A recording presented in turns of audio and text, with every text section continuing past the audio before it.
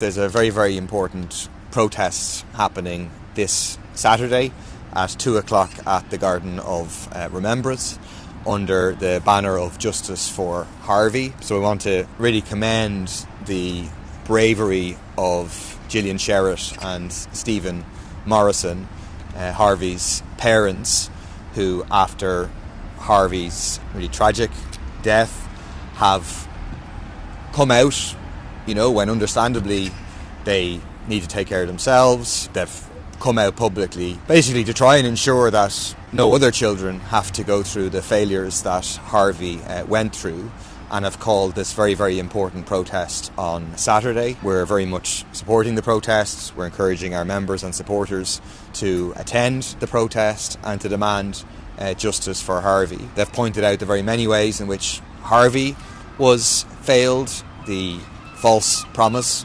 given by Simon Harris back when he was new Minister for Health in 2017, saying that no child would wait longer than 4 months.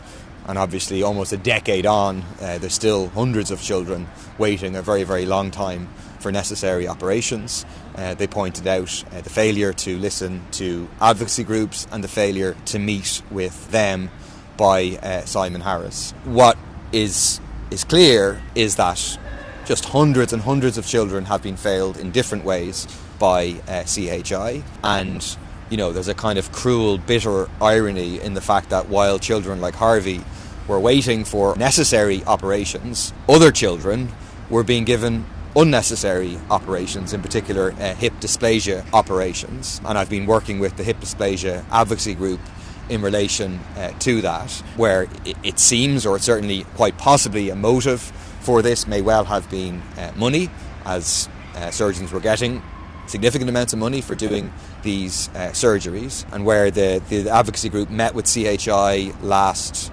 Thursday, where unfortunately they learned that the audit that was previously promised to start in September is now going to start in January, where there was previously a commitment that it would take 6 months. They're now being told, kind of hopefully it will take 6 months, but we can't absolutely guarantee that. And there isn't full clarity yet on the method that will be used to determine whether operations were necessary or unnecessary.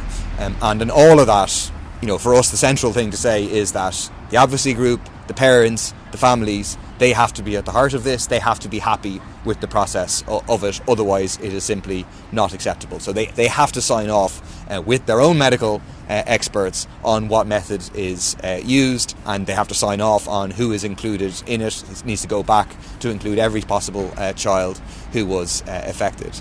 And in terms of the wider crisis, like what is needed is a public inquiry into just how CHI managed to fail so many children over such a period of time, and to try to learn the lessons that to ensure that it doesn't continue to happen into the future.